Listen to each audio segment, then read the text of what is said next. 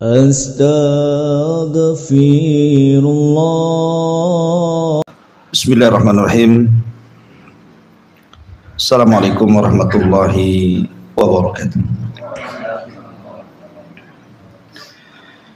Alhamdulillah wassalatu wassalamu ala Rasulillah wa ala alihi wa sahbihi wa mawalah wa la hawla wa la quwata illa billahi wa ba'du.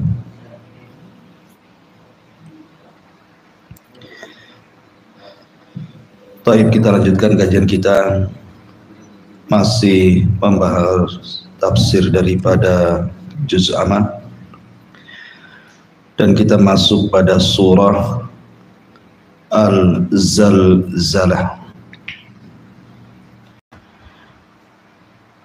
Ma'asyiral muslimin wal muslimat rahimani wa rahimakumullah. Zalzalah artinya gempa. Jadi surat ini bicara tentang gempa. Tentu gempa yang di sini bukan gempa yang ada yang sering diumumkan 5 skala Richter ataupun sampai 6, atau 7, ini enggak ada hitungannya gempa ini. Surah Al-Zalzalah ini secara tartib Al-Quran masuk pada tartib ke-99 dengan jumlah ayat 8, jumlah kalimat 36, jumlah huruf 156, dan termasuk surah Makkiyah, turun sebelum hijrah Nabi sallallahu alaihi wasallam. Adapun asbab nuzulnya sebagaimana diriwayatkan oleh Abdullah bin Umar radhiyallahu an, nazalat idza zulzilatil ardu zilzalaha.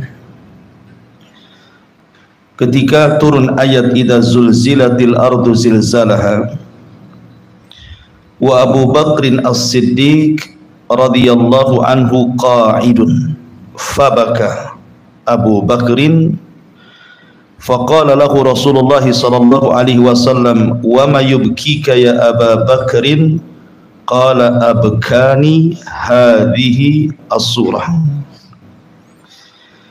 Jadi ketika turun ayat surah Zalzalah ini, Abu Bakar sedang duduk. Tiba-tiba dia mendengar surat ini dibaca Rasul, kemudian Abu Bakar menangis. Kemudian Rasul bertanya, wa ma yubkika ya Aba Bakrin, apa yang membuat anda menangis wahai Abu Bakar? Maka Abu Bakar mengatakan, abkani hadhihi surat, yang membuat aku menangis adalah surat ini. Kemudian Abu Bakar Siddiq menjelaskan yang dimaksud adalah kalimat terakhir dari surah Al-Zalzalah ini, faman ya'mal mithqala dzarratin khairan yarah wa man ya'mal mithqala dzarratin syarran yarah. Ma'asyiral muslimin yang dimuliakan Allah Azza wa Jalla, surah Al-Zalzalah ini disebut juga surah Al-Zilzal, disebut juga surah idza zulzilatil ardu zilzalaha, disebut juga surah Al-Jami'ah. Kenapa disebut surah Al-Jami'ah? Karena kalau kita melihat tentang keutamaan daripada surah Al-Zalzalah ini, sebagaimana dikeluarkan hadis dari Imam Tirmidzi dari Anas bin Malik radhiyallahu an, Nabi sallallahu alaihi wasallam bersabda, man qara'a idza zulzilatil ardu zilzalaha, barang siapa yang membaca idza zulzilatil ardu zilzalaha, maka sama dengan binisfil Qur'ani, dia telah membaca separuh Al-Quran. Kenapa demikian? Kenapa surah Al-Zalzalah dianggap separuh dari Al-Quran? Karena dilihat ayat terakhir tadi yang membuat Abu Bakar menangis. Karena isi Al-Quran itu separuhnya bicara tentang amal soleh, dan amal soleh itu berkenaan dengan masalah pembalasan kelak pada hari kiamat. Faman ya'mal mithqala dzarratin khairan yarah, barang siapa yang beramal sebiji dzarah tetap dia mendapatkan kebaikan kalau dia berbuat baik. Wa man ya'mal mithqala dzarratin syarran yarah, sebaliknya kalau dia berbuat jahat maka dia akan menuai kejahatannya. Baik, ini dari segi asbab nuzulnya. Adapun tafsirnya kita masuk. Di sini Allah Subhanahu wa ta'ala mengatakan, "Idza zulzilatil ardu zilzalaha." Apabila bumi ini yang kita pijak hari ini digempakan oleh Allah Subhanahu wa ta'ala dengan sekali gempa. Kalimat zilzalaha di sini dalam bahasa Arab namanya idhafah, mudhaf ilaih. Kalimat ha ini kembali kepada bumi. Zilzalaha, ha itu artinya bumi di sini. Kenapa Allah Subhanahu wa ta'ala mengidhafahkan gempa kepada bumi? Kenapa Allah tidak katakan idza zulzilatil ardu zilzalan? Kenapa mesti zilzalaha? Kenapa mesti diopahkan kepada bumi?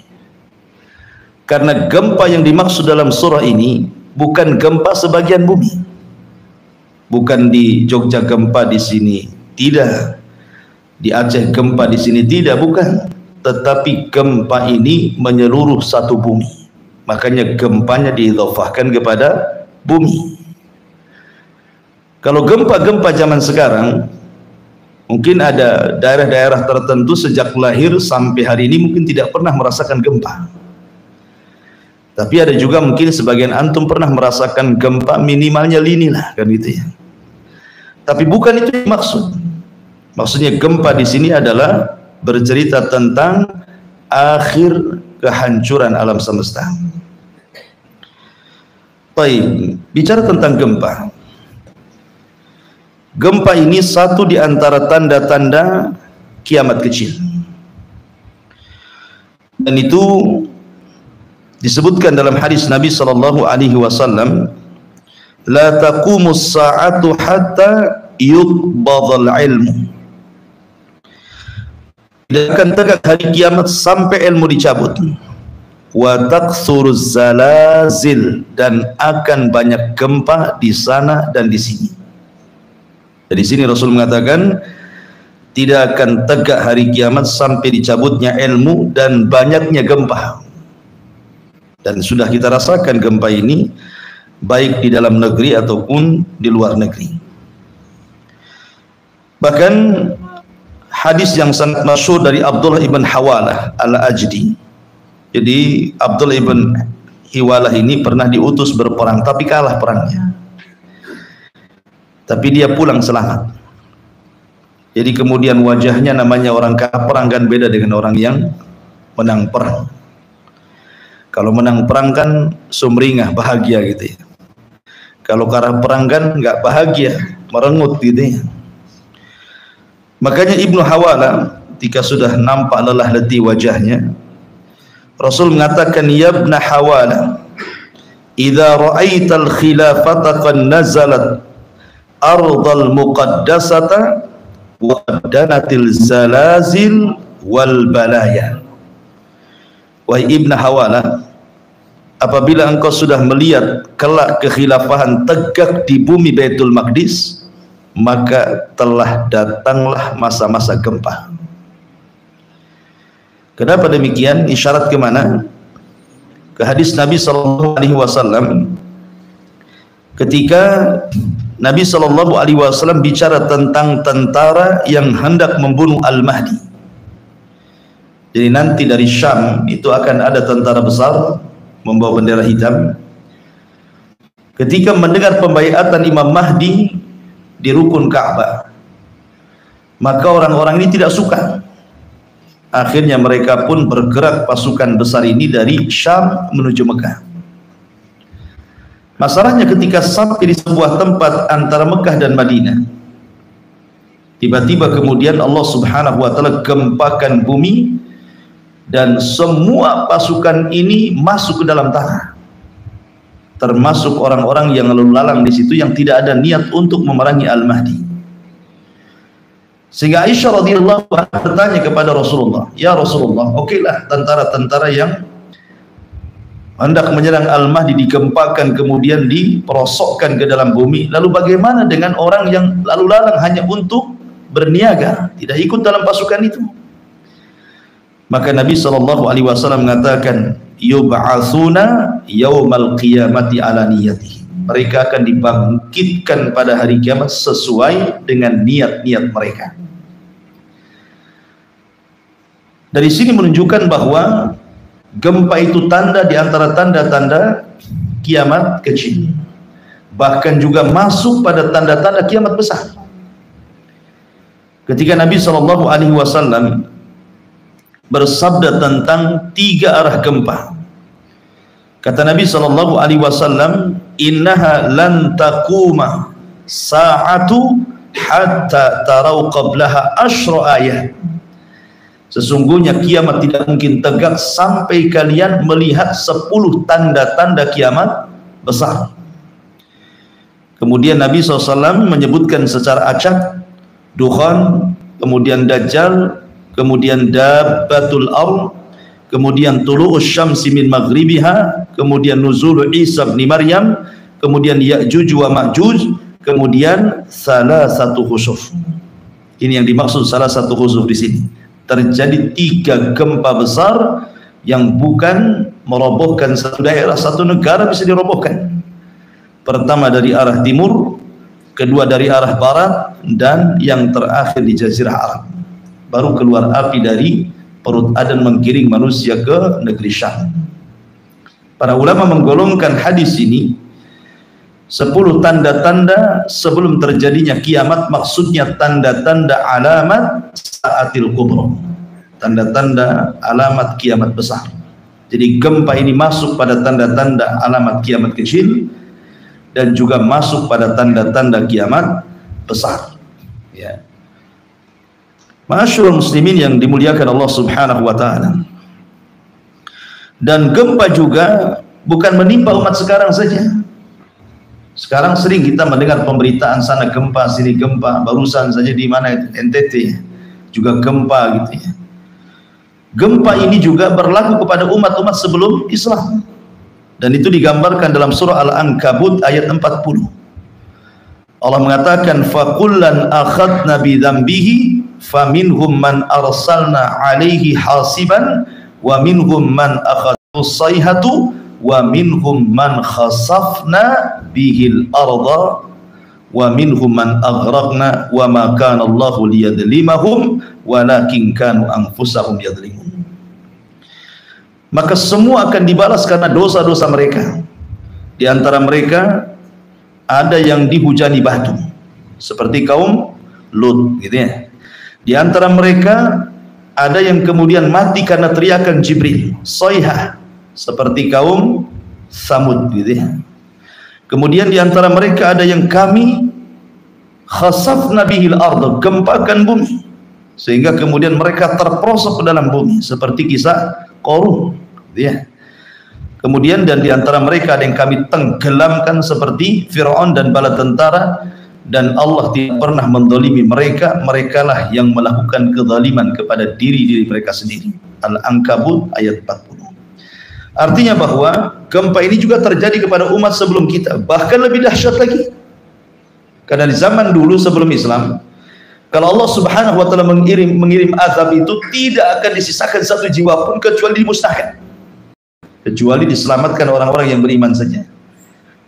Tetapi gempa-gempa di zaman sekarang atau azab-azab yang lainnya yang Allah Subhanahu wa taala turunkan, maka Allah Subhanahu wa taala tidak mengazab umat ini sebagaimana umat sebelumnya. Kenapa? Karena bentuk rahmat diutusnya Nabi. wa ma arsalnaka illa rahmatan lil alamin. Salah satu bentuk rahmat Rasul diutus kepada orang kafir, jadi orang kafir pun mendapatkan rahmat dari diutusnya Nabi. Bentuknya apa? Mereka tidak diazab seperti azab yang pernah ditimpakan kepada sebelum Islam. Karena dulu kalau kafir habis, nggak tersisa, gitu ya. Nggak ada ceritanya orang kafir hidup di zaman dulu. Kalau sudah Allah turunkan azab itu. Tetapi di zaman sekarang kan tidak, ya kan? Bahkan yang mati orang Islam pula kan itu. Tetapi yang dimaksud ayat ini, idza zulzilatil ardu zilzalaha, ini bukan bicara tentang tanda-tanda kiamat kecil, bukan pula bicara tanda-tanda kiamat besar, tapi ini bicara soal kiamat. Ini sudah lasnya bumi, gitu ya. Ini bicara tentang nihayatul alam, akhir daripada usia bumi dan langit. Ketika Allah mengatakan idza zulzilatil ardu zilzalaha, apabila Allah gempakan bumi ini sekali gempa. Kenapa demikian? Karena ketika Allah Subhanahu wa taala, lalu apa alasannya kemudian Allah Subhanahu wa taala menggempakan satu bumi itu? Tidak lain dan bukan karena kemurkaan. Makanya sering saya katakan, kalau Allah sudah murka, idza zulzilatil ardu zilzalaha, pasti bumi akan digempakan semuanya. Apabila Allah murka, wa idzal biharu fujirat, seluruh air lautan jadi api. Apabila Allah Subhanahu wa taala gempa, semua digelapkan, tidak ada siang, tidak ada malam. Karena Allah mengatakan wa jumi'asy syamsu wal qamar, Allah gabungkan matahari dan bulan dan Allah gelapkan cahayanya. Dan apabila Allah murka, bintang-bintang dijatuh-jatuhkan. Wa idzan nujumun tashaqqat. Dan apabila Allah Subhanahu wa taala murka, semua dihancurkan dan semua dimatikan. Mau malaikatnya, mau jinnya, mau manusianya, semua. Dan apabila Allah murka, Jahannam pun akan didatangkan. Waji'a bi jahannama yauma idzin, hari itu Allah datangkan Jahannam ke hadapan manusia. Jadi terjadinya gempa alam semesta ini dikarenakan murkanya Allah. Makanya gempa ini tidak akan dirasakan bagi orang-orang yang beriman, tetapi hanya dirasakan orang-orang kafir saja. Karena bentuk kemarahan Allah pada hari kiamat. Karena sebelum dikiamatkan, Allah kirim angin yang sangat sepoi-sepoi dan sejuk, kemudian menyapa ketiak kaum muslimin dan mencabut arwah setiap orang yang beriman walaupun sebiji dzarah keimanannya. Sehingga ketika tidak tersisa orang-orang seperti ini, baru digempakan kepada orang-orang kafir. Itulah kiamat, nihayatul alam, akhir masa bumi dan langit.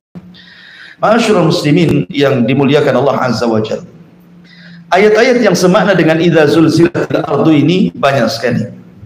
Seperti Allah Subhanahu wa taala mengatakan, inna zalzalatasy syaa'ati syai'un 'azim. Sesungguhnya gempa hari kiamat itu sesuatu yang sangat besar, menakutkan. Bahkan Allah juga mengatakan dalam surah Muzammil ayat 14, yauma tarjuful ardu wal jibalu wa kanatil jibalu katsiban mahila. Pada hari ketika bumi digempakan, maka gunung pun dihancurkan.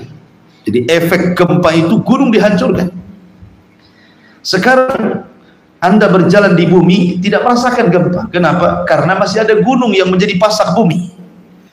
Tapi nanti pada hari kiamat ketika gunung-gunung dicabut, tidak ada pasak lagi. Apa yang terjadi? Disitulah terjadi gempa. Dan gunung itu subhanallah, ketika dicabut dari pasaknya, sampai-sampai Allah mengatakan marras sahab, seperti kapas yang terbang. Antum tahu sahab itu artinya awan. Lihat awan tuh, terbang ke sana kemari karena ringannya. Artinya gunung yang berat sebesar gitu loh, bisa terangkat ke langit, kemudian seperti kapas gitu ya. Kal ihnil manfush, seperti dalam surah Al-Qariyah itu, seperti kapas yang dihamburkan oleh angin gitu. Seperti itulah Allah Subhanahu wa taala memberikan gambaran gempa pada hari kiamat. Ma'asyiral muslimin yang dimuliakan Allah Azza wa Jalla, idza zulzilatil ardu zilzalaha. Kalimat zilzalaha, saya katakan dari awal bahwa ha ini idhafah kepada bumi. Artinya gempa ini menyeluruh. Dan sekali lagi ini terjadi saat tiupan sangkakala Israfil ditiup. Jadi ketika Israfil meniupkan sangkakala pertama, disitulah terjadi gempa yang luar biasa. Dan masa kehancuran itu berdasarkan hadis Abu Hurairah radhiyallahu an, tidak menyebutkan berapa hari, berapa bulan, berapa tahun, tetapi hanya menyebutkan di angka 40 saja. Kata Rasul kepada Abu Hurairah, kehancuran itu terjadi selama 40. Rasul tidak menyebutkan 40 hari atau 40 bulan atau 40 tahun, karena yang meriwayatkan hadis ini Abu Hurairah ketika ditanya, ya Abu Hurairah, apakah 40 hari? Kata Abu Hurairah, fa'abaitu, aku enggan menjawabnya. 40 bulan aku pun enggan menjawabnya. 40 tahun aku pun enggan menjawabnya. Artinya bisa berlaku 40 hari, bisa berlaku 40 bulan, bisa juga berlaku 40 tahun. Ini kejadian hancurnya alam semesta ini. Di sini Allah mengatakan, idza zulzilatil ardu zilzalaha wa akhrajatil ardu athqalaha. Dan Allah keluarkan beban-beban isi bumi yang sangat berat. Ada dua penafsiran para ulama. Kapan terjadi Allah keluarkan beban-beban berat atau apa namanya yang tersimpan di perut bumi itu? Ada yang mengatakan maksudnya pada hari itu Allah keluarkan semua pembenaran bumi, bukan hanya bicara tentang migas gitu ya, minyak dan yang semacamnya, tetapi juga emasnya, peraknya, jamrudnya, semua dikeluarkan. Dan orang-orang kafir menyaksikannya. Tapi buat apa emas di depan mata kalau kiamat sudah datang, kan gitu ya. Jadi walaupun di depan mereka ada emas, ada perak, ada jamrud, ada macam-macam perhiasan, tidak tertarik. Bahkan Allah mengatakan, yauma yafirrul mar'u min akhi wa ummihi wa abi wa sahibatihi wa banihi likulli imri'in minhum yauma idzin sya'nun yughni. Gak ada yang tertarik. Kenapa? Orang sibuk lari dari saudaranya, lari dari ibu bapaknya, lari dari istri dan anaknya. Setiap orang itu sibuk masing-masing mengurus dirinya. Jadi nggak ada ketertarikan soal dunia lagi. Ada juga yang mengatakan wa akhrajatil ardu athqalah ini pada tiupan sangkakala kedua, yang disebut dengan yaumul ba'tsi wan nusyur, hari kebangkitan manusia. Disitulah Allah keluarkan beban-beban berat. Maksudnya berat di sini artinya jasad-jasad manusia yang terkubur sejak zaman Adam sampai yang terakhir mati. Akhrajatil ardu, bumi mengeluarkannya. Semua dikeluarkan, dihidupkan kembali. Anda bisa bayangkan jasad sebanyak itu. Kemudian Allah katakan wa idzan nufusu zuwijat, apabila jiwa-jiwa disatukan kembali dengan rohnya. Itulah makna idza wa akhrajatil ardu athqalaha. Kemudian Allah mengatakan wa qalal insanu malaha. Kalimat al-insan di sini, apabila disebut kalimat insan dalam Al-Qur'an, konotasinya buruk. Seperti innal insana lafi khusrin, innal insana khuliqa halu'a. Ya. Termasuk juga di sini wa qalal insanu malaha. Maksudnya yang berteriak ini bukan orang-orang yang beriman, tetapi orang-orang kafir berteriak. Malaha, ada apa ini? Kalau dibawa kepada tiupan pertama, maka mereka mengatakan seperti ini karena dahsyatnya kiamat. Tetapi kalau dimaksud adalah tiupan yang kedua, kata-kata malaha, maka kebingungan orang-orang kafir. Kenapa? Karena ketika mereka dibangkitkan tidak ada maklam lagi di bumi ini. Maksudnya tidak ada alamat di bumi ini. Kalau sekarang ada alamat, ada bangunan, ada jalan raya, ada RT, RW, lurah, kecamatan, kan itu kan ada alamatnya gitu. Tetapi nanti pada hari kiamat, setelah tiupan sangkakala yang kedua, bumi ini rata, tidak ada gunung, tidak ada bukit, tidak ada lembah, tidak ada yang meninggi, tidak ada yang merendah, semua rata. Itu yang dimaksud tidak ada alamat lagi. Sehingga tidak bisa mengenali tanah saya di mana, kapling tanah saya di mana, rumah saya di mana, nggak bisa dikenali lagi karena semua sama. Ya. Dan ini di hari yang sangat mengerikan, ikhwatu fiddin yang dimuliakan Allah Subhanahu wa taala. Wa akhrajatil ardu athqalaha wa qalal insanu ma laha. Dalam surah Yasin, kata-kata al-insan adalah ya wailana man ba'atsana min marqadina hadza. Dalam surah Yasin mentafsirkan kalimat malaha. Ya. Apa arti malaha di sini? Maksudnya orang kafir mengatakan ya wailana man ba'atsana min marqadina. Duhai celaka, siapa yang membangkitkan kami setelah tidur-tidur kami? Kenapa? Karena saat terjadi kiamat terputuslah azab kubur. Jadi dari tiupan pertama ke kedua itu sudah tidak ada azab kubur lagi. Di mana ruh kemudian kalau dia seorang yang beriman diletakkan, kemudian kalau dia orang kafir diletakkan di sijin, dan badan jasad mereka dihancurkan kecuali tulang ekornya saja. Karena dari tulang ekorlah manusia dibangkitkan pada hari kiamat.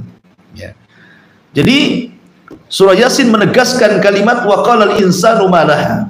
Ya wailana, duhai celaka kami. Man ba'atsana, siapa yang membangkitkan kami mim marqadina, dari tidur-tidur kami. Tapi orang-orang yang beriman justru berteriak dan mengatakan hadza ma wa'adar rahman wa sadaqal mursal. Inilah janji Ar-Rahman dan benarlah ucapan para rasul. Benarlah ucapan Nuh, ucapan Ibrahim, ucapan Musa, ucapan Isa, termasuk ucapan Rasul kita Muhammad sallallahu alaihi wasallam.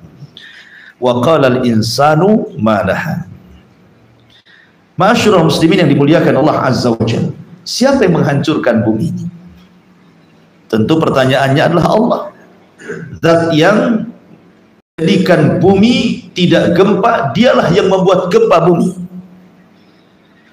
Dan Allah Subhanahu wa taala ketika menjelaskan dan menciptakan langit dan bumi fi sittati ayyam, pada 6 hari, dimulai dari hari Ahad dan diakhiri di hari Jumat, Allah menciptakan langit dan bumi. Kemudian tsummastawa 'alal 'arsy. Kemudian setelah itu Allah Subhanahu wa taala istiwa di atas arsy. Ya. Kemudian Allah Subhanahu wa taala berfirman kepada langit dan bumi dan mengatakan i'tiya tau'an au karha, datanglah kepadaku wahai langit wahai bumi, suka atau tidak suka. Qalata ataina ta'in. Maka bumi dan langit mengatakan, maka atas perintah apapun yang kau perintah. Artinya kapanpun Allah Subhanahu wa taala memerintahkan langit untuk digulung, maka langit sudah siap. Ataupun Allah memerintahkan kepada bumi untuk gempa, maka kapanpun bumi sudah siap. Karena kedua makhluk ini tidak bermaksiat kepada Allah Azza wa Jalla, baik langit ataupun bumi. Ingat kisah Qarun. Ketika Qarun memfitnah Nabi Musa dengan seorang wanita pelacur. Jadi Qarun ini hasadnya luar biasa kepada Musa. Karena Bani Israel menghormati Nabi Musa, padahal dia tidak kaya. Sementara dia kekayaannya luar biasa, tetapi Bani Israel tidak menghargai dia. Sehingga hasadnya kepada Musa itu luar biasa. Jadi Allah Subhanahu wa taala ketika menceritakan tentang kisah Qarun, Qarun ini menyewa seorang pelacur untuk memfitnah Musa. Sini kamu, saya bayar sekian, nanti saya akan isukan kau berzina dengan Musa, kemudian kau hamil. Biar orang tahu siapa sebenarnya Musa. Karena isu-isu soal perempuan kalau itu terkena kepada orang alim, itu langsung terjun payung itu. Nggak ada lagi cerita dihormati orang, ya kan? Ingat kasus yang lagi viral itu ya, 21 di Rogol bahasanya gitu ya. Sampai subhanallah dihujat satu Indonesia. Kalau lihat YouTube tuh komennya ndak ada yang positif, semua negatif. Kalau soal kehormatan itu, ya berat jadi ustadz itu. Ya. Ma'asyiral muslimin yang dimuliakan Allah Azza wa Jalla. Akhirnya ketika manusia berkumpul tuh, Qarun datang dengan wanita itu. Kemudian di hadapan Nabi Musa ngomong sama wanita ini, ngomong cepat ngomong, bahwa engkau telah berzinah dengan Musa dan kau hamil.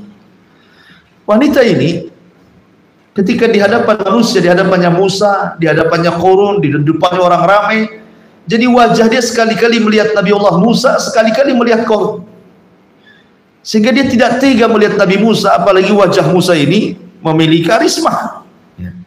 Ketika dia hendak memfitnah Musa, tidak jadi. Tidak mau dia. Justru dia mengatakan sesungguhnya Qarun yang telah membayarku untuk mengatakan bahwa aku berzina dengan engkau hai Musa. Wah, orang-orang jadi rame lah jadinya kan. Karena wanita ini tidak mau masalahnya mengaku. Oh, Musa emosi lah kan gitu. Akhirnya Musa pun mula'ana, saling melaknat antara Qarun dan Musa. Tapi Qarun pun melaknat Nabi Musa. Macam mana dia melaknat nabinya? Laknatnya tidak akan diterima oleh Allah Subhanahu wa taala. Dari situlah maka Musa berdoa kepada Allah dan Allah katakan kepada Musa, "Ya Musa, perintahkan bumi karena aku sudah perintahkan dia untuk menuruti kata-katamu." Dari situlah Musa alaihi salatu wassalam mengatakan kepada bumi, "Ya arda ibla'i," kata Musa, "wahai bumi, telan orang ini." Ketika Musa ngomong begitu saja, langsung gempa bumi terbelah. Anehnya tidak langsung terperosok, termasuk rumah-rumahnya, gudang-gudang kekayaannya. Ketika Qarun masuk ke tanah, ketika sampai di pusar, tidak langsung amblas. Rumahnya juga sama mengikuti segitu. Kenapa tidak langsung saja dimasukkan ke bumi? Supaya manusia melihat bagaimana Allah Subhanahu wa taala mengadab. Sebab kalau langsung terperosok saja hilang Qarun kan, manusia tidak bisa melihat kan. Jadi manusia biar melihat bagaimana azab Allah kepada Qarun. Banyak orang yang hendak menolong Qarun tetapi tidak bisa mendekat karena buminya, kemudian malah mengejar orang yang menolongnya. Jadi takut orang-orang sehingga melihat dari kejauhan saja.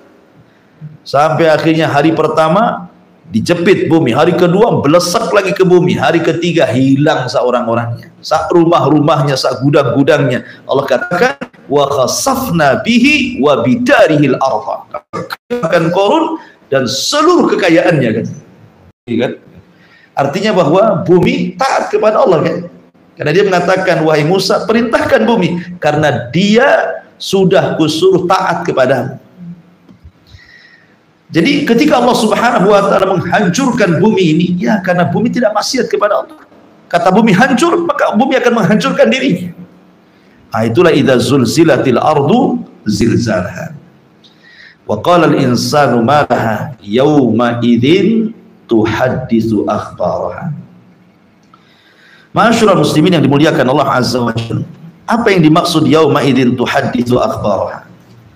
Pada hari itu bumi menghabarkan beritanya.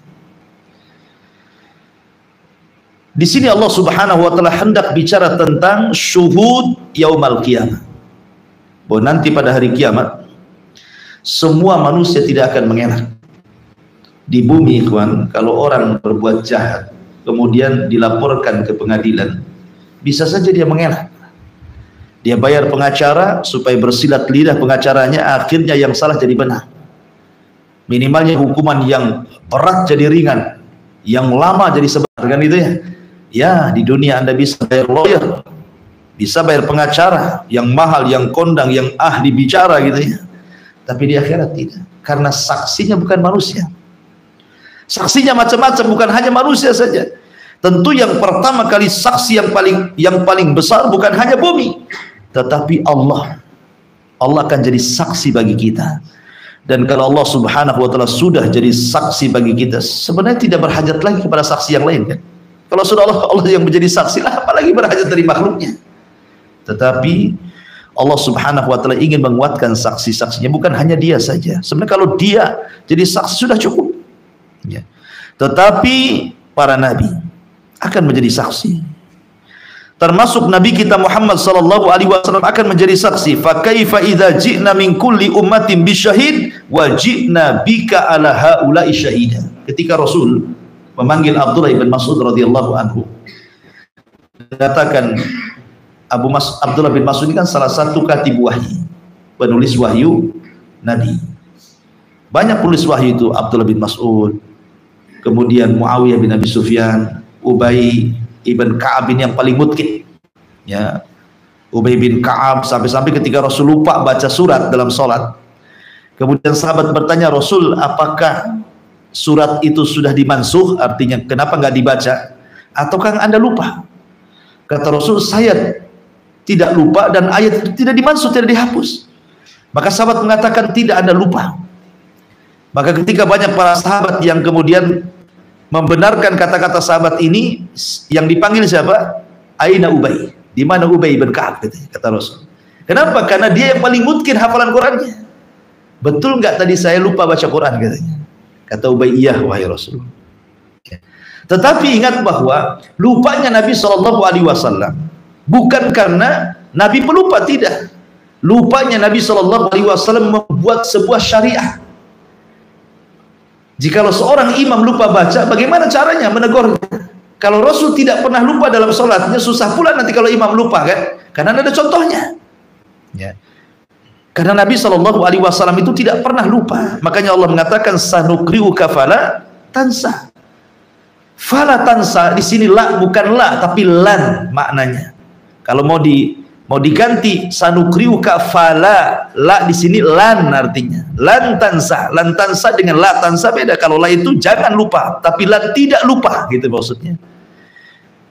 Karena ketika Jibril membacakan ayat apabila memberikan wahyu kepada Rasul, maka Rasul itu saking takut lupa, kalau Jibril membaca dia ikut baca.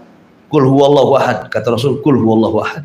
Allahu samad, kata Jibril. Rasul mengatakan qul huwallahu. Kata Jibril, tidak perlu kau ikut-ikut katanya, kan. Kenapa?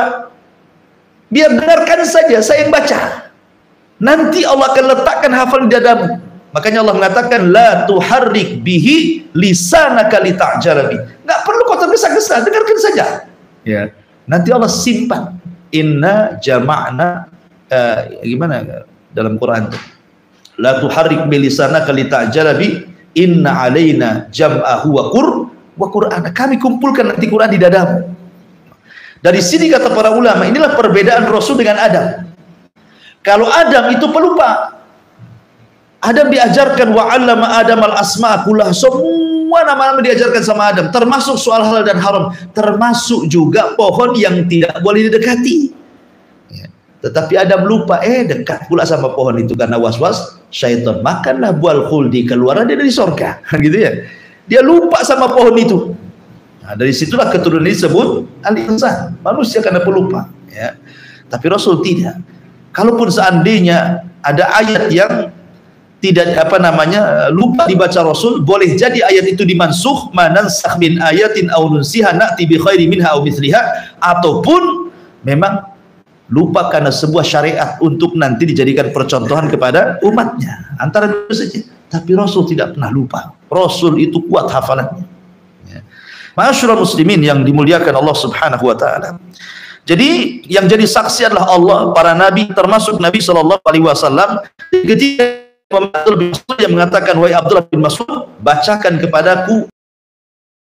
Abdullah bin Mas'ud, Rasul, Quran itu turun kepadamu, apa yang pula aku baca gitu ya. Tapi dari sini faedahnya, terkadang orang mendengar lebih tergerak hatinya dibandingkan membaca, kan gitu. Terkadang ada orang mendengar Quran bisa nangis, bisa tobat gitu ya. Kalau baca sendiri kadang nggak ada pengaruhnya, kadang-kadang ya mungkin merasa suaranya grebek, nggak jelas mungkin ya. Kalau yang baca ini suaranya sudah surem, kalau antum serem. Bukan surem, serem antum. Intinya bahwa ketika Rasul meminta dibacakan, Abdullah bin Mas'ud padahal nggak mau, tetapi akhirnya dia pun membacakan surah Nisa sampai kepada ayat ini. Fakaifa idza ji'na min kulli ummatin bisyahid wa ji'na bika ala haula'i syahida. Kata Rasul, cukup. Kata Abdullah bin Mas'ud, aku melihat air mata keluar dari kedua mata Rasul membasahi janggutnya. Fakaifa idza ji'na, bagaimana kalau seandainya kami datangkan pada tiap-tiap umat ini saksi dari kalangan para nabi, dan engkau wahai Muhammad jadi saksi mereka. Jadi begini, nabi dijadikan saksi bagi umatnya, tetapi Rasul dijadikan saksi bagi nabinya. Karena nanti setiap nabi itu akan datangkan di hadapan umatnya, kemudian Allah akan mengatakan kepada umatnya, betulkah nabimu sudah menyampaikan risalahnya? Contohnya Nuh, hei Nuh, kamu sini, kumpulkan umatnya Nuh. Maka Allah akan mengatakan kepada umatnya Nuh, hei umat Nuh, betul enggak Nuh sudah menyampaikan risalah kepada kalian? Maka umatnya yang kafir mengatakan berdusta, tidak pernah, katanya. Maka Allah mengatakan, ya Nuh, lihat, kau belum pernah menyampaikan risalahku kepada mereka. Buktinya mereka mengatakan tidak pernah. Ada enggak saksi yang membuktikan bahwa engkau menyampaikan risalahnya? Kata Nuh, ada. Dipanggillah Nabi SAW. Bayangkan jarak Nuh kepada Nabi ini enggak ketemu. Maka Allah mengatakan, ya Muhammad, kau mau jadi saksi Nuh alaihi salatu wassalam, ya. Bagaimana engkau bersaksi sementara hidupmu dengan zaman Nabi Nuh itu berbeda jauh? Kau tidak hadir di situ.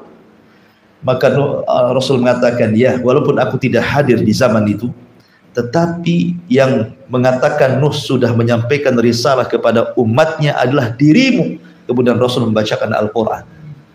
Quran yang menghabarkan bahwa Nuh sudah menyampaikan risalah. Itulah makna daripada wajibna bika ala haula syahida. Ya. Kemudian juga di antara saksi selain itu adalah orang-orang para ulama, orang-orang saleh termasuk para syuhada. Dan itu disebutkan dalam Al-Quran, wa kadzalika ja'alnakum ummatan wasata litakunu syuhada 'alan nas. Begitulah kami jadikan kalian umat pertengahan agar kalian jadi saksi. Siapa? Orang-orang saleh. Orang-orang yang beriman akan jadi saksi juga. Termasuk juga para malaikat. Para malaikat akan menjadi saksi bagi manusia, termasuk juga bumi yang sedang kita bicarakan di sini. Ya, Allah mengatakan, idza zulzilatil ardu zilzalaha wa akhrajatil ardu athqalaha wa qala al insanu malaha yauma idzin tuhadditsu akhbaraha. Pada hari itu bumi menghabarkan berita semua orang yang di atasnya. Ya Rabb, detik ini, jam ini, hari ini, tanggal sekian, bulan sekian, tahun sekian, si fulan maksiat di tempat ini. Disebutkan satu-satu sama bumi itu. Miliaran manusia itu disebutkan satu-satu, dibayangkan. Anda bisa mengelak kemana? Oh, kita ini menginjak bumi. Ya. Kalau siapa yang menginjak bumi, pasti bumi akan bersaksi tentang perbuatan kita. Dan ketika itu manusia tidak akan lari, tidak mungkin berdusta, karena saksinya langsung bumi. Yauma idzin tuhadditsu akhbaraha. Termasuk juga zaman waktu akan jadi saksi. Termasuk Al-Quran akan jadi saksi. Termasuk juga yang akan menjadi saksi adalah anggota badan kita sendiri. Kulit ini akan bersaksi untuk kita sendiri. Sampai-sampai Allah Subhanahu wa taala mengatakan di dalam Al-Qur'anul Karim, di mana Allah Subhanahu wa taala membicarakan soal kulit ini, wa qalu li juludihim lima syahidtum alaina. Jadi badan ini berkata sama kulit, kulit, kenapa kau bersaksi untuk badanmu sendiri, gitu maksudnya. Apa kata kulit? Qal antaqana Allah. Allah yang buat aku bicara. Bukan aku, Allah yang buat aku bicara. Nah, bayangkan kalau kulit jadi saksi antum bisa ngelak kemana? Kulit antum tidak pernah pisah dari jasad antum, kan itu. Termasuk juga tangan kita. Seperti Allah mengatakan dalam surah Yasin, yauma nakhtimu ala afwahihim wa tukallimuna aydihim wa tashhadu arjuluhum bima kanu ya'malun. Pada hari mulut terkunci, tangan bicara, kaki pula jadi saksi. Coba mau lari kemana, ikhwatu fiddin yang dimuliakan Allah Subhanahu wa taala? Kalau saksi sebanyak ini, maka mereka tidak mungkin lari dari Allah Subhanahu wa taala. Pengacaranya saja butuh pengacara di sana itu. Lawyernya lo butuh lawyer. Tapi masalahnya tidak ada lawyer lagi di sana. Walaupun ada, pakai apalah kita ini bayar? Sementara kita dibangkitkan khufatan, uratan, hurlan, buhman, tidak dikhitan, telanjang, tidak pakai sandal, tidak mau barang di badan. Lalu bayar pakai apa? Ya, jadi ma'asyiral muslimin yang dimuliakan Allah Azza wa Jalla, yauma idzin tuhadditsu akhbaraha bi anna rabbaka auhalah. Lihat bahasa Quran. Kenapa Allah mengatakan bi anna rabbaka, ada ka-nya di sini? Harusnya kan bi anna rabbaha, kembali ke Rabb bumi, karena ini kan bicara masalah gempa dan bicara tentang hari kiamat. Tapi Allah katakan rabbaka, sesungguhnya Rabb kamu mewahyukan kepada bumi. Kata para ulama tafsir menunjukkan ketika kemudian Allah memberikan khitab kepada Rasulullah SAW dengan khitab mukhatabah anta, kamu, gitu ya, berarti menunjukkan kemuliaan Rasul di hadapan Allah. Allah tidak menasabkan kepada dirinya, tapi Allah katakan fa inna rabbaka, sungguhnya Rabbmu wahai Muhammad, Rabbmu wahai Muhammad sudah mewahyukan kepada bumi untuk bicara. Jadi Allah memuliakan Nabi sallallahu alaihi wa ala alihi wasallam. Ma'asyiral muslimin yang dimuliakan Allah Subhanahu wa taala. Kemudian Allah Subhanahu wa taala katakan, yauma idzin yasdurun nasu ashtatan liyurau a'malahum. Pada hari itu manusia akan bangkit dengan berbagai macam bentuk. Ashtat, ya. Karena Rasul yang mengatakan siapa yang ketika mati bunuh diri karena minum racun, maka akan dibangkitkan seperti itu. Siapa yang bunuh diri gantung diri maka akan dibangkitkan seperti itu. Siapa yang bunuh diri dengan anggaplah terjun dari jembatan Barelang, maka yang akan dibangkitkan seperti itu. Jadi manusia itu dibangkitkan sesuai dengan matinya. Maka berdoalah supaya kita mati husnul khatimah. Kalau kita meninggal dalam posisi sholat, dibangkitkan seperti itu lagi sholat. Kan enak tuh, nampak gitu kan. Dibangkitkan lagi sedekah, dibangkitkan lagi puasa, dibangkitkan lagi sholat. Oh, itu kan asar amal namanya ya. Pengaruh amal kita sampai ke akhirat gitu. Tapi kok dibangkitkan lagi maksiat, naudzubillah. Ya. Ma'asyiral muslimin, kemudian Allah mengatakan, "Faman ya'mal mithqala dzarratin khairan yarah." Amalan di dunia kan tidak tahu. Apakah antum ketika sholat antum tahu sholat antum diterima? Kan tidak tahu. Ketika antum puasa, tahu antum puasa antum diterima? Enggak tahu. Walaupun antum sedekah segede bukit emas semuanya disedekahkan ke Jabal Uhud, antum tidak tahu diterima atau tidaknya. Ya diterima saya emasnya, tapi amalan apa diterima Allah apa enggak kan itu? Tidak ada yang tahu. Makanya ulama salaf itu sampai mengatakan, kalaulah satu sujudku saja diterima dan aku tahu itu sudah cukup. Kenapa? Karena Allah mengatakan, innama yataqabbalullahu minal muttaqin. Sungguhnya Allah hanya menerima amal dari hamba yang bertakwa. Jadi ketika aku tahu bahwa satu sujud diterima, berarti Allah menganggap aku sebagai orang yang takwa. Tapi masalahnya kita tidak tahu amalan mana yang diterima.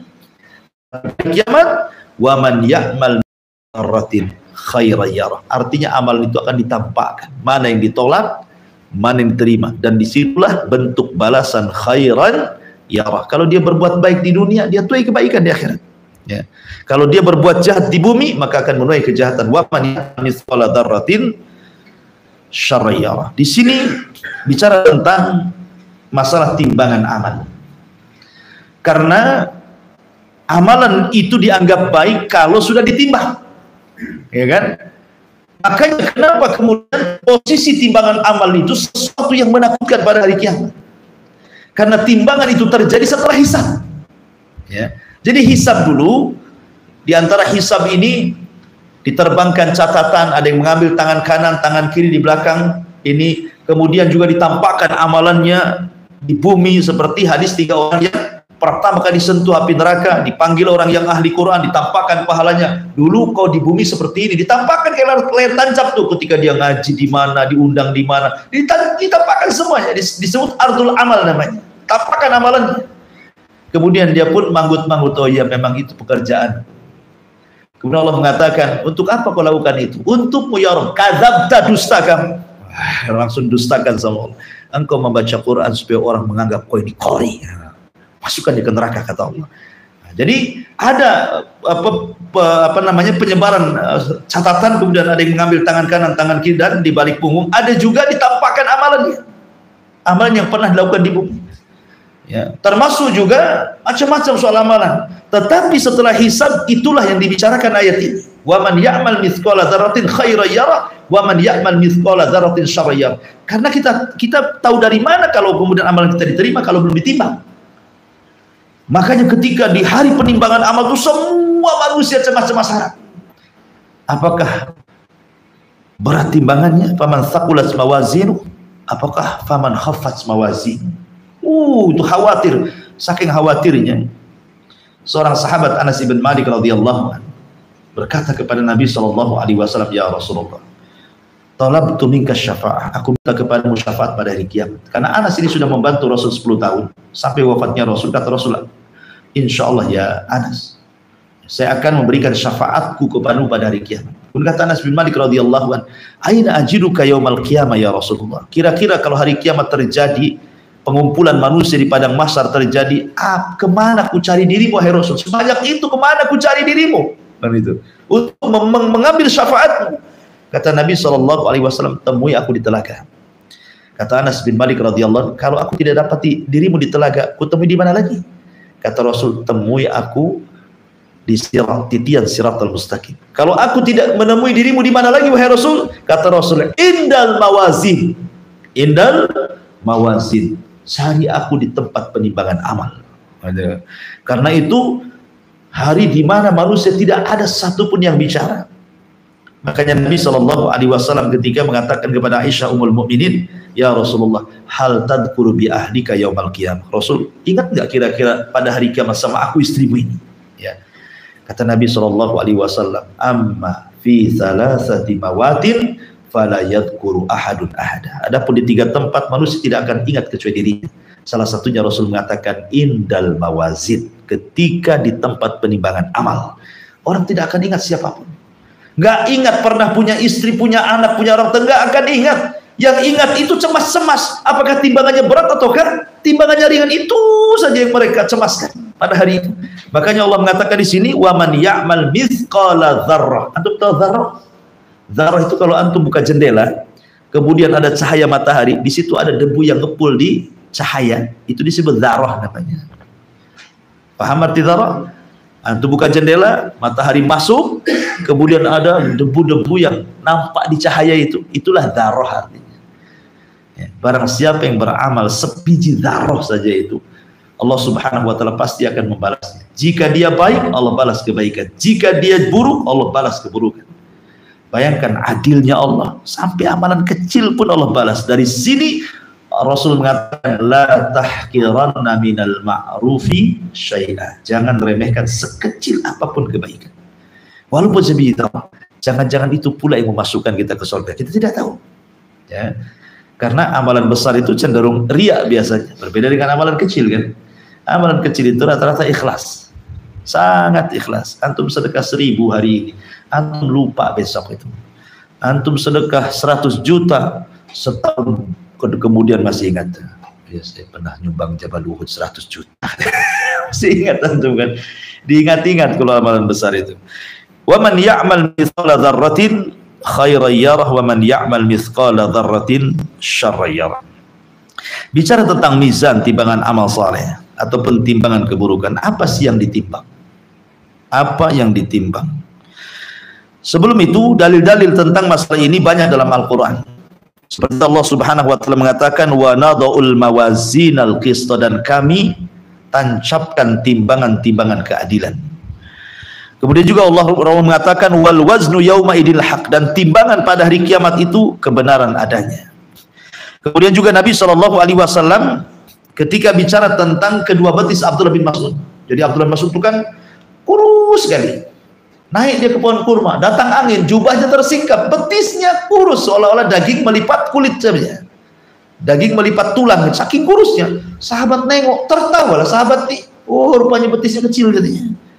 Rasul datang marah, la tasubbu saqaihi Abdullah bin Mas'ud. Jangan kau celah dua betisnya Abdullah bin Mas'ud, kata Rasul.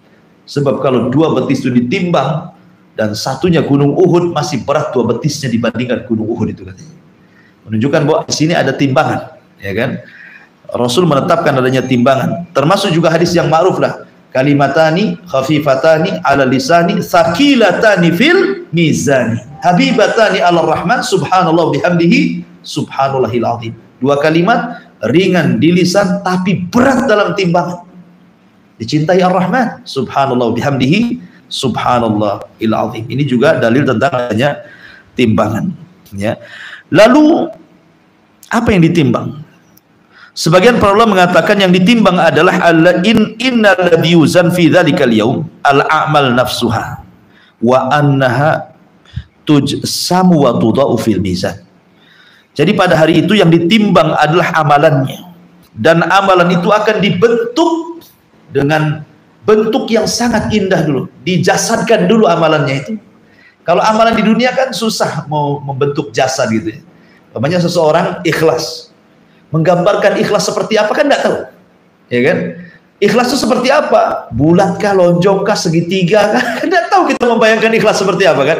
Ikhlas amalan hati, ya. Tapi nanti di akhirat nih, amalan-amalan yang tidak bisa dibentuk di dunia Allah bentuk tuh, dijasadkan kemudian ditimbang, itu maksudnya. Sebab kalau tidak ada jasadnya cuma bertimbang kan, harus dijasadkan dulu. Ya, amal solehnya dijasadkan, ikhlasnya dijasadkan dulu, kemudian takutnya dijasadkan dulu, harapnya dijasadkan dulu, cinta kepada dijasadkan dulu. Pokoknya amal-amal hati akan jadi jasad semuanya, baru ditimbang. Nah, itu maksudnya.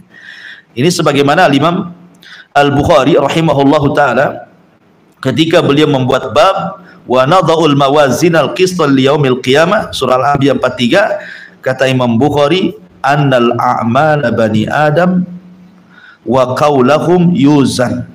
sesungguhnya amal-amal Bani Adam dan perkataan mereka akan ditimbang. Kemudian juga ulama mengatakan tujsad wa tuzad, dijadikan jasad dulu baru ditimbang, gitu ya. Jadi yang ditimbang ini kata para ulama ada 3. Pertama jasad, amal kita, badan kita. Kedua catatan kita. Kemudian yang ketiga amal kita. Amal, catatan, badan, 3-tiganya ditimbang pada hari kiamat, ya. Maka wa man ya'mal mithqala dzarratin khairan yarah wa man ya'mal mithqala dzarratin syarran yarah. Lalu apa hikmahnya? Kenapa ada timbangan? Pertama, hikmah ada timbangan itu. Pertama, zuhuru athari asma'illah wa sifati. Tampaknya pengaruh nama-nama Allah dan sifat-sifatnya. Apa nama-nama Allah, sifat-sifatnya? Allah itu alim, maha mengetahui. Antum mau maksiat di mana saja, Allah tahu. Kan itu ya? Allah itu maha tahu. Sehingga sekecil apapun maksiat yang manusia tidak tahu tapi Allah tahu, tetap kena timbangan. Dan sifat alim adalah sifat Allah, nama Allah, ya. Kemudian yang kedua, bayanu qudratihi ala hisabi khalqihi, bahwa ini kekuasaan Allah, kesanggupan Allah menghisab semua makhluknya. Bayangkan makhluk itu banyak, dari Adam sampai orang yang terakhir mati, dari jin yang pertama sampai jin yang terakhir, gitu ya. Berapa banyak itu, tapi Allah qadir, mampu menghisab semuanya. Kemudian dan menimbang semuanya. Kemudian yang ketiga, idhar annahu la tasawa bainal muhsin wal musi. Ingat bahwa dengan beriman kepada mizan Allah hendak membedakan mana orang baik, mana orang jahat. Dengan apa? Dengan timbangan tadi. Kalau orang baik, berat dia. Karena timbangan di akhirat itu ke atas, bukan ke bawah. Ya, kalau timbangan dunia kan ke bawah, makin berat makin ke bawah kan. Kalau timbangan ke akhirat itu kalau berat ke atas dia, kalau kan ke bawah. Ya, kenapa? Karena surga itu darajat, naik, makin tinggi makin mulia, makin tinggi makin indah. Neraka makin bawah makin jelek, makin menakutkan, makin jahat. Gitu dia. Jadi timbangannya melesat ke atas. Tosat bihinna la ilaha illallah. Sebagaimana Misbi Tokoh, ketika orang didatangkan 99 sijilat catatannya, kemudian dibacakan satu catatan, rupanya keburukannya sejauh mata memandang. Dia pun kemudian down, langsung putus asa. Tidak mungkin saya masuk surga, pasti aku masuk neraka. Kata Allah, tidak. Kau punya satu amalan yang bisa mengalahkan semuanya. Dikeluarkan kartu sakti, ditimbang, rupanya langsung melesat ke atas. Tosat bihinna la ilaha illallah. Rupanya dia punya la ilaha illallah. Semua ringan, la ilaha illallah berat, langsung naik ke atas, gitu kan. Tauhid artinya, ya. Baik. Kemudian juga yang keempat, farhatul mu'min wa haznul kafir. Dengan adanya timbangan, biar orang yang beriman senang dan sedihnya bagi orang kafir. Di dunia orang kafir mentertawakan kita, tapi di akhirat kita yang mentertawakan orang kafir. Kemudian yang nomor 5, iqamatil mawazin fiha iqamatul hujjah. Dengan ditegakkan timbangan-timbangan itu untuk ditegakkan hujjah kita di hadapan Allah Subhanahu wa ta'ala. Dan ini juga menunjukkan keadilan Allah, ya, keadilan Allah Subhanahu wa ta'ala. Lalu apa yang bisa meringankan amalan kita di bumi sehingga meringankan timbangan kita di akhirat dan tidak memberatkan? Pertama, riya ini bisa meringankan timbangan. Kita kan butuh berat timbangan, gitu ya. Lalu apa yang bisa meringankan timbangan? Pertama, riya. Karena Rasul mengatakan, inna akhwafa ma akhafu alaikum asyirkul asghar. Qalu wa masyirkul asghar? Qala ya Rasulullah. Qala riya. Yaqulullahu lahum yawmal qiyamah idza juzyan nasu bi a'malihim idhabu ila alladhina kuntum tura'una fid dunya ila akhir hadis. Di sini Rasul mengatakan, sesuatu yang paling aku takutkan menimpa kalian syirik kecil. Mereka mengatakan, apa itu syirik kecil Rasul? Kata Rasul, riya. Kemudian Allah berfirman kepada mereka, orang-orang yang riya pada hari kiamat, apabila manusia sedang ditimbang amalnya, tengoklah, minta bantuan kepada orang atau manusia-manusia yang kau riyai itu, bisa nggak nolong kamu? Nah, gitu ya. Ya, jadi yang pertama adalah riya. Itu bisa meringankan timbangan. Yang kedua, intihakul hurumat, dan ini yang sering terjadi, merobek kehormatan diri. Di depan manusia kayaknya soleh, baik, bagus, pakai jubah, pakai gamis, pakai tasbih kemana-mana, kayak alim, kayak ulama. Rupanya ketika bersendirian, maksiat pula kepada Allah. Ambil handphone, buka-buka, gak jelas yang dibuka gitu kan. Maksiatlah di tengah-tengah ketika orang tidak tahu. Ya, manusia tidak tahu, Allah tahu. Justru ini penyakit yang paling bahaya kata Rasulullah. Nanti pada hari kiamat akan didatangkan umat yang mau pahala besar seperti gunung Tihamah, tapi dihancurkan pahala itu gara-gara apa? Maksiat yang tidak diketahui manusia, karena dia merobek kehormatan sendiri di hadapan Allah Subhanahu wa taala.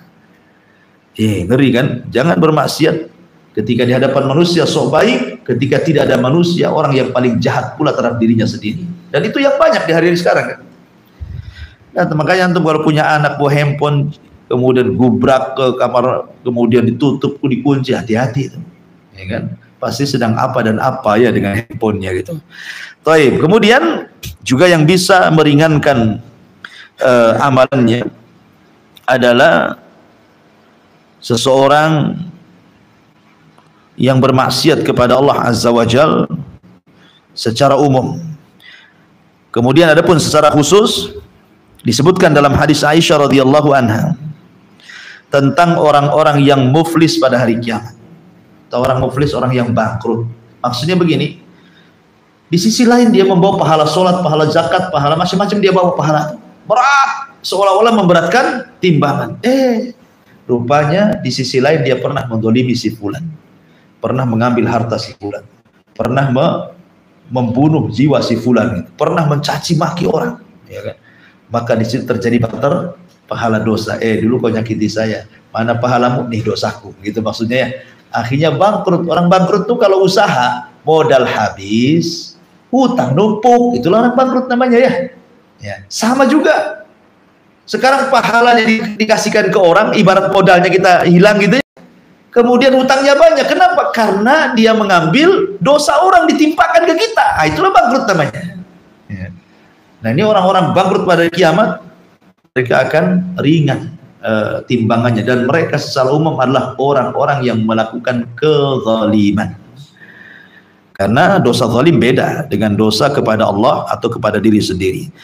Dan makanya Umar bin Khattab sebagai penutup mengatakan, hasibu anfusakum qabla an tuhasabu, wazinu anfusakum qabla an tuzanu, fa innahu alaikum fil hisabi ghadan antus tuhasibu anfusakumul wa tazinul lil ardil akbar yawma idzin tu'raduna la minkum khafiyah. Apa kata Umar bin Khattab radhiyallahu an? Hisablah diri sebelum kalian dihisab. Timbanglah amalan-amalan kalian di dunia sebelum kalian ditimbang amalan kalian di akhirat. Karena sesungguhnya yang paling ringan di antara kalian, fa innahu ahwan alaikum fil hisabi ghadan, maka sungguhnya paling berat itu nanti hisab bagi kalian setelah kematian. Oleh karena itu maka hisablah diri kalian hari ini, timbanglah amal-amal kalian hari ini sebelum datang hari yang sangat besar di mana amalan akan ditampakkan dan tidak ada yang samar bagi Allah Subhanahu wa taala terhadap diri kalian. Hadis ini disahihkan oleh Syekh qala al-Albani hada athar. Jadi Syekh Albani mengatakan ini adalah perkataan Umar Ibnul Khattab radhiyallahu anhu. Nasihat yang baik kepada kita agar kita menghisab diri di dunia sebelum Allah menghisab kita di akhirat. Wallahu alam. Ini diantara tafsir singkat daripada surah Al-Zalzalah. Sampai di sini silahkan kalau ada yang mau bertanya, para akhwat di bawah, kita kasih waktu, silahkan.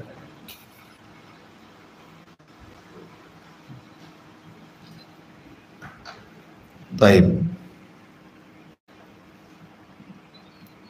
Ini di YouTube pun banyak komentar, mungkin yang menonton YouTube ya, nggak, silakan ketik saja di kolom komentar ya. Saya kasih kesempatan untuk bertanya, silahkan. Taib khusus yang ikut pengajian di sini dari Ummu Hamam. Assalamualaikum Ustadz, apakah kalau dosa kita yang sudah diampuni oleh Allah, nanti di akhirat akan tetap dosa-dosa itu akan diperlihatkan lagi kepada Quran? Atas jawabannya. Taib. Iya. Begini ya, semua akan dicatat. Contoh, saya contohkan saja bicara. Bicara itu pertama ada yang bicara baik, yang kedua ada yang bicara buruk, yang ketiga ada bicara tidak terkandung baik, tidak terkandung buruk alias mubah. Ya kan? Orang bicara itu kan antara tiga ini saja kan. Bisa dia ngomong kotor, bisa dia ngomong baik, atau ngomong tidak ada kotor, tidak ada baik, mubah. Mau pergi kemana? Itu kan tidak berpahala kan, tidak berdosa juga kan, hanya gitu saja. Gimana kondisi antum? Mubah, ya kan? Nggak ada pahalanya, nggak ada dosanya. Kata para ulama semua akan dicatat. Mau yang buruk, mau yang baik, mau yang mubah, semua dicatat. Cuman bedanya, kalau yang baik dapat pahala, tetap akan dihisab. Kalau yang buruk dapat dosa, tetap akan dihisab.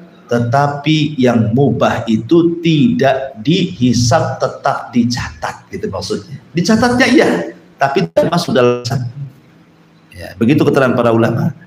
Artinya, walaupun orang sudah bertobat, tetap masuk dalam catatan itu. Tetap masuk dalam catatan itu. Dan akan tertulis ketika kita membaca, kita akan terbaca lagi dengan itu, dengan dosa itu. Tapi ampunan itu juga terbaca lagi. Jadi nanti ketika kita membaca dosanya, kemudian wajah kita menghitam, setelah kita membaca ampunannya memutih lagi, dan itu akan dihalangi antara kita dengan manusia pada hari kiamat. Jadi manusia tidak tahu aib kita. Kalau orang-orang yang bertobat, gimana? Di dunia saja Allah tutup aib kita, khususnya bagi orang yang bertobat, maka di akhirat pun sama. Makanya ada hadis yang mengatakan apa? Man satara musliman fid dunya satarahullahu yaumal qiyamah. Siapa yang menutup aibnya di orang lain di dunia, maka Allah akan tutup aibnya di akhirat, gitu ya. Mudah-mudahan bisa dipahami.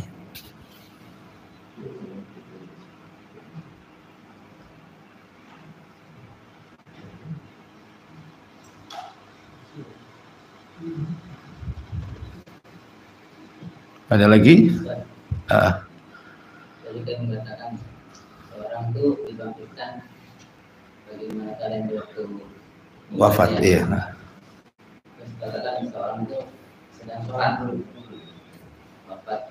Bagaimana dengan orang yang sholatnya itu riya gitu? Diwafatkan waktu sholat, apa dikatakan juga? Dia akan dibangkitkan, dia lagi sholat dengan riya, dan manusia tahu. Semua manusia akan dibangkitkan sesuai amalan dia. Kalau dia sedang sholat khusyuk, ya dibangkitkan dia sedang sholat khusyuk. Kalau dia sedang sholat riya, akan dibangkitkan dengan sholat riya, dan manusia melihatnya. Malu jadinya kita. Gitu. Semua mau bunuh diri, mau apa saja, semua dibangkitkan. Memang begitulah. Makanya kenapa juga ini, supaya orang terdorong jangan sampai membiasakan dengan maksiat. Karena maksiat itu melahirkan maksiat yang lain. Maksiat yang lain melahirkan maksiat yang lain lagi. Maksiat yang lagi melahirkan maksiat, sehingga akan ditutup seperti itu. Makanya Allah mengatakan fasanu yassiruhu lil usra. Sudah Allah memudahkan jalan buruknya, dimudahkan lagi dia untuk melakukan keburukan sampai ditutup dengan seperti itu. Ya. Ibadah juga sama. Ibadah melahirkan ibadah yang lain, ibadah yang lain melahirkan ibadah yang lain, ibadah yang lain melahirkan itu, dan dia akan ditutup dengan itu. Ya. Fasanu yassiruhu lil yusra. Yang satunya fasanu yassiruhu lil usra. Allah mengatakan fa amman a'ta wattaqa wa saddaqa bil husna fasanu yassiruhu lil yusra wa amman bakhila wastagna wa kadzdzaba bil husna fasanu yassiruhu lil usra. Kan itu. Siapa yang beriman, fa amman a'ta, siapa yang memberi, dengan ilmunya dia beri, dengan hartanya dia beri, dengan pengetahuannya dia berinfak, dengan apa yang bisa infakkan dia infakkan, dengan jabatannya, dengan kepemimpinannya, dan begitu seterusnya. Kemudian wattaqa, atas dasar takwa, bukan riya. Wa saddaqa bil husna, kemudian dia membenarkan surga dan balasan pada hari kiamat. Maka Allah mengatakan fasanu yassiru, kami sudah mudahkan dia suka ibadah. Kami sudah mudahkan dia, sudah mudah ibadah. Salat mudah, puasa mudah, ini mudah. Maka Allah mudahkan lagi sampai ditutup seperti itu. Itu maksudnya. Nah, tapi wa amman bakhila wastagna, kalau dia bakhil pasti istagna, tidak butuh Allah. Ya kan? Seperti Quran mengatakan innama utitu min ilmin, ini kekayaan ini datang dariku, enggak disebut-sebut Allah sama sekali. Karena orang bakhil biasanya lupa Allah. Wa amman bakhila wastagna wa kadzdzaba bil husna, mendustakan hari akhir. Orang bakhil biasanya ini penyakitnya dua. Satu, tidak butuh Allah, yang kedua tidak percaya kiamat. Itu orang bakhil. Dia merasa hartanya mengekalkan dirinya, masalahnya. Seolah-olah nggak akan mati. Kalau orang kaya kan pikir mau mati nggak ada mati. Walaupun ngomong lisannya ngomong mati, nggak akan ke situ, itu lisannya saja. Tapi otak dan hatinya tetap dia akan hidup tuh. Seolah nggak akan mati. Karena orang mati itu tidak bisa diprediksi. Makanya saya katakan kalau antum lihat orang kecelakaan itu, kemudian mati di tempat, sebelum dia kecelakaan, dia tidak akan berpikir dia akan mati gara-gara itu kan? Nggak akan.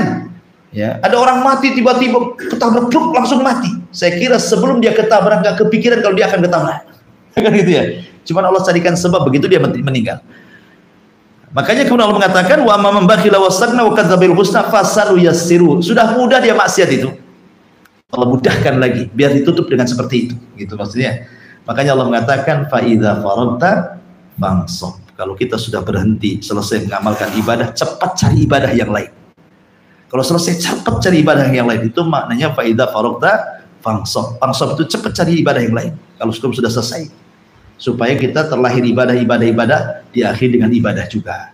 Makanya Imam Ibnu Qayyim mengatakan manusia itu pikun dan mati disesuaikan dengan kebiasaan sebelum pikun dan sebelum matinya. Orang sebelum pikun, kalau tidak pernah, kalau suka ngomong kotor, kemudian dia pikun, itu yang dikeluarkan. Tapi kalau sebelum pikunnya dia baca Quran, maka ketika pikun itu juga yang dibaca. Nah, gitu maksudnya. Nah, sama juga orang mati. Kalau dia terbiasa maksiat, ditutup dengan maksiat. Kalau dia terbiasa kebaikan, maka akan ditutup dengan kebaikan. Yang jelas manusia akan dibangkitkan sesuai dengan kematiannya. Wallahu a'lam.